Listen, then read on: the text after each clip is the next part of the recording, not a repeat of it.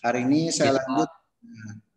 lanjut materi pertemuan kedua tentang saya masih membahas tentang JavaScript, konsep yang ada di JavaScript, baru nanti saya masuk ke materi intinya. Oke, untuk materi minggu kedua kita diskusi tentang struktur logika dan array yang ada di bahasa pemrograman JavaScript. Oke, kalau dilihat dari subjek UMK-nya, diharapkan kalian bisa memahami struktur logika. Berikutnya nanti ada looping, ada perulangan, dan ada array yang nantinya akan saya singgung di mata kuliah ini. Oke, sekali lagi untuk pembahasan materi di pertemuan ini, saya bahas tentang struktur logika yang nantinya banyak digunakan, atau yang biasa disebut dengan percabangan. Selanjutnya ada perulangan, ada beberapa bentuk perulangan di sini yang nantinya bisa kalian gunakan. Apakah kalian mau menggunakan perulangan if ataupun yang lain-lainnya. Ini yang ada di JavaScript. Sebenarnya hampir sama sih dengan bahasa pemrograman yang lainnya untuk yang perulangan atau untuk yang struktur logika. Berikutnya ada array. Array di sini pun kadang digunakan juga di beberapa bahasa pemrograman. Oke, saya masuk ke struktur logika. Kalau berbicara tentang struktur logika, pada prinsipnya, pada dasarnya, struktur logika dalam hal ini pernyataan seleksi merupakan suatu mekanisme yang menjelaskan apakah pernyataan itu akan dikerjakan atau tidak. Hal ini tergantung kondisi yang dirumuskan. Berarti ada kondisi, baru nanti ada statement yang akan dikerjakan. Gampangnya kalau berbicara tentang percabangan, lebih ke pilihan gitu, lebih ke pilihan mana yang nantinya akan dikerjakan sesuai dengan kondisi. Artinya kalau kondisi terpenuhi, baru nanti dia akan mengerjakan statement tersebut. Tapi kalau kondisinya tidak terpenuhi, berarti dia tidak akan mengerjakan statement tersebut. Dalam bahasa pemrograman JavaScript, pernyataan seleksi diterapkan dengan bisa menggunakan statement if atau nanti bisa menggunakan switch case. Terserah kalian lebih nyaman menggunakan yang mana gitu. Apakah menggunakan if atau menggunakan switch case. Cuman kalau menggunakan switch case nanti kalian butuh variabel counter biasanya, butuh variabel tambahan atau variabel yang biasa disebut dengan variabel counter. Oke, bentuk pernyataan seleksi dalam hal ini ada yang namanya percabangan if, selanjutnya ada percabangan if else, berikutnya ada percabangan if else if gitu.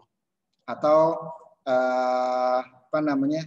kalau yang if else biasanya kan pilihannya cuma ada 2 pilihan. Tapi kalau if else if biasanya statementnya lebih dari 2 biasanya. Selanjutnya percabangan switch case. Terakhir berikutnya ada percabangan dengan operator ternary. Percabangan operator ternary di sini biasanya digunakan untuk merampingkan percabangan bersarang. Jadi kalian bisa menggunakan yang operator ternary, operator tambahan gitu. Oke, berikutnya yang terakhir ada yang namanya percabangan bersarang atau yang biasa disebut dengan nested if. Mohon maaf, untuk yang nested if biasanya kalian tambahkan kalau ingin tidak terlalu panjang, biasanya kalian tambahkan dengan menggunakan operator logika. Sorry, bukan yang ternary ya. Tapi kalian bisa menggunakan yang percabangan nested if agar nanti lebih simpel bentuknya dengan menggunakan percabangan if else if, kalian bisa akomodir dengan menggunakan operator logika biasanya, operator logika OR atau bisa menggunakan operator logika AND. Ini yang bisa kalian lakukan. Kalau percabangan bersarang atau nested if itu kan lumayan banyak dan bikin keliangan juga gitu. Agar nanti lebih simple source code-nya, kalian bisa ngakalinnya dengan menggunakan yang tadi sudah saya jelasin. Kalian bisa menggunakan percabangan if else, cuman nanti kalian tambahkan operator logika. Apakah nanti operator logikanya menggunakan operator logika AND atau kalian bisa menggunakan yang OR gitu, tergantung. Oke, Oke, selanjutnya yang pertama percabangan if merupakan percabangan yang hanya memiliki satu blok pilihan saat kondisi bernilai benar. Kalau ini jarang sih kalau yang model kayak gini. Yang namanya pilihan biasanya kan minimal ada 2 pilihan. Kalau ini kayaknya kesannya dipaksain. Oke, contoh seperti ini. Mulai selanjutnya total belanja total belanja di atas 100.000 contohnya. Kalau iya nanti akan muncul seperti ini. Tapi kalau tidak, terima kasih contohnya sudah berbelanja. Contohnya seperti ini. Kalau di JavaScript contohnya kalian bisa menggunakan yang model seperti ini nih contohnya. Jadi kita buat variabel baru, kita buat variabel seperti yang tadi sudah yang materi sebelumnya yang sudah saya bahas, bahwa bahasa pemrograman JavaScript di sini pada waktu kita deklarasi variabel kita tidak usah deklarasi tipe datanya ya. Ini yang yang bisa kita gunakan. Var spasi nama variabelnya, berikutnya nanti akan muncul muncul pertanyaan input total belanja, input total belanja. Tapi yang awalnya total belanjanya 0 gitu. Baru selanjutnya nanti kita bikin percabangannya if total belanja lebih besar dari 100.000, nanti kita tampilkan untuk output yang kita gunakan, kita menggunakan output yang kita gunakan di JavaScript. Saya di sini menggunakan dokumen.read. Oke, dokumen.read nanti akan muncul contohnya selamat Anda mendapat hadiah. Oke, ini yang nantinya akan muncul seperti ini, input total belanja. Saya input contohnya. Input contohnya sesuai dengan ini. 100.000 contohnya. Nanti akan muncul contohnya seperti ini. Kenapa tidak muncul selamat Anda mendapat hadiah? Karena kan kalau dilihat dari kondisinya harus lebih besar dari 100.000. 120.000 atau 110.000 contohnya. Nanti baru akan muncul yang selamat Anda mendapat hadiah. Kurang lebih seperti itu. Karena tidak muncul selamat Anda mendapat hadiah atau statementnya tidak tampil, tidak terpenuhi. Kenapa? Statementnya di sini tidak tampil. Kenapa? Karena kondisinya tidak terpenuhi. Oke, ini untuk yang percabangan if. Yang lumayan banyak biasanya menggunakan if else. Percabangan if else merupakan percabangan yang memiliki 2 blok pilihan biasanya. Pilihan pertama untuk kondisi benar dan pilihan kedua biasanya untuk yang salah. Kasarnya kalau berbicara tentang percabangan, kalau berbicara tentang pilihan, minimal kan ada 2 pilihan. Pilihan 1 atau pilihan kedua. Atau nanti bisa nambah lagi contoh. Contoh seperti pilihan jurusan yang ada di Quick contohnya. Ada jurusan TI, ada jurusan SI, ada jurusan akuntansi, dan yang lain-lainnya. Berarti pilihannya kan lebih dari 2. Oke, contoh seperti yang ada di depan ini, apakah password benar? Kalau iya, nanti akan muncul selamat datang contohnya. Tapi kalau passwordnya salah, kalau tidak sesuai, nanti akan muncul password salah, coba lagi. Baru nanti akan muncul contohnya terima kasih sudah menggunakan aplikasi kami. Oke, kalau kita buat contohnya di JavaScript, kurang lebih seperti apa? Kita bisa buat contohnya seperti ini untuk yang di JavaScript. Oke, untuk praktikumnya sih sebenarnya sangat jauh beda dengan kalau kita menggunakan yang sebelumnya, contohnya seperti ini. Kita buka Visual Studio Code-nya. Kita buka contohnya Visual Studio Code-nya. Sebentar, saya share screen dulu. Oke, contohnya seperti ini. Oke, kita buka file baru, contohnya seperti ini. Baru selanjutnya kita save. File save. Contohnya seperti ini. Baru save as step-nya kita gunakan HTML. Nah, selanjutnya nama filenya apa? Nama filenya contohnya percabangan if, contohnya percabangan if. Contohnya underscore if. Contohnya seperti ini. Baru selanjutnya agar nanti script dasar dari HTML-nya muncul, kita bisa menggunakan shift tanda seru agar kita tidak ngetik terlalu banyak. Contohnya seperti ini. Baru nanti kita bisa mainin di JavaScript-nya. Oke, contohnya kita mainin di JavaScript-nya. Contohnya di sini. Kita bisa menggunakan JavaScript di dalam head ataupun di dalam body. Cuman kemarin sudah sedikit saya review, lebih bagus menggunakan JavaScript di dalam body karena loadingnya lebih cepat. script, contohnya seperti ini. Pas kita enter contohnya seperti ini, nanti akan muncul, otomatis akan muncul kode JavaScript-nya. Baru nanti tinggal kita masukkan statement dari JavaScript yang nantinya akan kita kerjakan. Ini kurang lebih untuk implementasinya. Oke, contoh untuk yang latihan kedua, di sini saya gunakan contohnya untuk yang password contohnya. Saya buat variabel dengan nama password. Selanjutnya nanti akan muncul contohnya pernyataan, contohnya akan muncul passwordnya. Selanjutnya di sini akan saya masukkan untuk pilihannya, untuk kondisinya. If variabelnya password sama dengan contohnya passwordnya saya isi copy, contohnya nanti akan muncul seperti ini. Selamat datang di website kami. Tapi kalau semuanya salah selain ini, nanti akan muncul dokumen web contohnya password salah. Coba lagi contohnya. Jadi kondisi ini, jika kondisi ini terpenuhi, kondisinya kan password sama dengan copy. Tapi kalau tidak terpenuhi nanti ini yang akan dikerjakan. Kalau kondisinya terpenuhi, password sama dengan copy, nanti yang akan dijalankan adalah selamat datang di website kami. Tapi kalau kondisinya tidak terpenuhi, passwordnya salah, nanti akan muncul ini contohnya. Berikut akan muncul seperti ini. Terima kasih sudah menggunakan aplikasi ini. Oke, ini contohnya kalau passwordnya salah. Oke, selanjutnya yang berikutnya ada percabangan if, else, if. Ini berarti kondisi satu kondisi, cuman statementnya lebih dari dua. Contoh seperti grade, penentuan grade, ada grade A, grade B plus, ada grade B dan seterusnya. Percabangan if, else, if merupakan percabangan yang memiliki lebih dari dua blok pilihan. Contoh seperti ini untuk yang grade ya. Untuk yang grade, contohnya di sini saya buat variabel dengan nama nilai.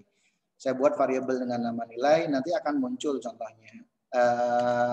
Saya buat prompt, silakan input nilai akhir. Variabel untuk grade-nya, saya buat variabel untuk grade. Oke, selanjutnya saya buat percabangannya. If nilai lebih besar sama dengan 90, grade sama dengan A.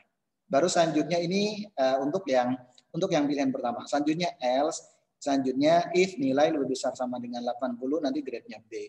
Sampai nanti yang terakhir, selain dari A, B plus, B, C plus, C, D, dan E, nanti akan muncul contohnya grade-nya F, contohnya nih. Oke, saya input contohnya 78. Kalau 78 kan masuknya nanti lebih besar sama dengan 78, harusnya grade-nya B. Pada saat saya klik OK, nanti akan muncul contohnya seperti ini. Oke, ini untuk yang contoh keempat contohnya. Nah, untuk yang percabangan dengan menggunakan if, else, if, selain kita bisa menggunakan cara seperti ini, kita bisa contohnya seperti ini. Tergantung kalian lebih nyamannya menggunakan cara seperti ini atau yang cara seperti ini. Kalau menggunakan cara yang kedua ini lebih rapi sebenarnya. Oke, kita buat contohnya seperti ini. Hasilnya sama sih sebenarnya. Selanjutnya percabangan switch case. Kalau menggunakan percabangan switch case, bentuk lain dari percabangan if, else, if sebenarnya sih. Kalau yang ini, sekali lagi untuk yang switch case di sini merupakan bentuk lain dari if, else, if sebenarnya. Oke, kalau bentuk umumnya kurang lebih seperti ini nih. Kalau bentuk umumnya switch, cuman kalau kalian menggunakan switch case, kita butuh yang namanya variable counter. Kita butuh variabel baru nanti kita bisa kita bisa menggunakan statement yang ada di switch case itu sendiri. Jadi di sini dia butuh yang namanya variabelnya. Kasarnya variabelnya didefinisikan terlebih dahulu kasarnya gitu. Contoh, saya buat variabel jawab sama dengan prompt, nanti akan muncul contohnya seperti ini. Silakan pilih hadiahmu dengan memasukkan angka 1 sampai dengan angka 5. var hadiah sama dengan kutip 2, baru nanti switch, jadi variabelnya ini. Tergantung dari variabel counternya ini ya, variabel counternya. Oke, 1 contohnya hadiah 1, tisu, break, dan seterusnya. Ini kurang lebih kalau kita menggunakan percabangan menggunakan switch case contohnya. Contoh setelah kita running, saya akan tampil contohnya seperti ini. Saya input contohnya 4. Setelah saya klik OK, nanti akan muncul contohnya seperti yang ada di depan ini. Selanjutnya untuk yang percabangan ternary, ini agak jarang sih sebenarnya yang ternary. Merupakan bentuk lain dari percabangan if else. Contoh seperti ini nih. Ini untuk yang ternary. Oke, cuman sekali lagi agak jarang tapi bisa kita pakai sih sebenarnya. Oke, hasilnya sih sebenarnya sama. Oke, terakhir selanjutnya percabangan bersarang. Nah, ini berarti yang nested if ya. Percabangan nested if, di dalam if nanti ada if lagi. Contoh, kita buat variabel baru dengan nama username dan password di aplikasi. Contohnya, kalau kita bikin form, contohnya di situ kita harus membuat username dan password. Contohnya harus input username dan passwordnya. Berarti kalau kita mau buat if tersarang, caranya seperti ini. Tapi kalau contohnya kita mau buat dengan menggunakan if else plus kita buat dalam bentuk tambahan operator logika, berarti kita bisa mempersingkat sih sebenarnya. Oke, contohnya saya buat contohnya yang menggunakan if bersarang, kita buat variabel baru dengan nama username, selanjutnya buat variabel juga dengan nama password. Selanjutnya nanti baru kita buat percabangan. If username sama dengan contohnya IB dan passwordnya KKG, nanti akan muncul contohnya selamat datang di e-learning IB KKG. Oke, else dokumen read contohnya password salah, coba lagi. Selanjutnya else dokumen read Anda tidak terdaftar dan seterusnya, contohnya seperti itu. Berarti yang dikerjakan pertama kali adalah yang ini nih. Username akan dilihat terlebih dahulu, baru selanjutnya kalau username-nya benar, baru nanti dia akan ngecek password-nya. Oke, ini kurang lebih seperti itu. Oke, contohnya username-nya saya isi IB, berikutnya untuk password-nya saya isi KKG. Pas di enter nanti akan muncul seperti ini. Berarti kan statement 1 atau kondisinya terpenuhi. Kondisi yang pertama terpenuhi nanti akan muncul seperti ini. Oke. Nah, contoh lain kalau saya menggunakan yang if contohnya if else saja. If else cuman saya tidak menggunakan if tersarang tapi menggunakan if else plus ada operator logika. Jadi di sini berarti kan username dan password harus benar, kasarnya seperti itu. Nah, kalau username dan password harus benar, kita bisa menggunakan operator logika n. Ini kurang lebih. Baru nanti akan muncul seperti ini. Bisa kita buat contohnya seperti ini, atau kalau pengen lebih singkat kita buat seperti ini. Oke, lebih nyaman yang mana silahkan. Oke, tapi sebenarnya lebih ringkas yang kedua sih sebenarnya, yang ini. Kalau kita menggunakan operator logika N. Selanjutnya perulangan. Perulangan di sini akan membantu mengeksekusi kode yang berulang-ulang, berapapun yang diinginkan. Sebenarnya ada 5 macam bentuk perulangan di JavaScript. Secara umum dibagi menjadi 2. Yang pertama ada counted loop, ada uncounted loop.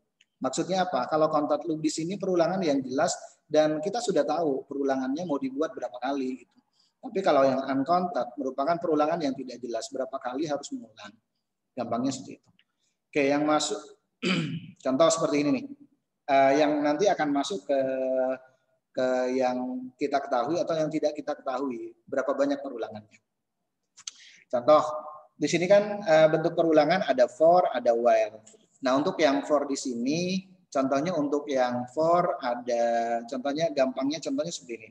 Push up 10 kali, contohnya ini yang for. Berarti kan sudah diketahui bahwa kita push up ya sebanyak 10 kali gitu. Tapi kalau menggunakan while, contohnya di sini masuknya ke uncounted loop.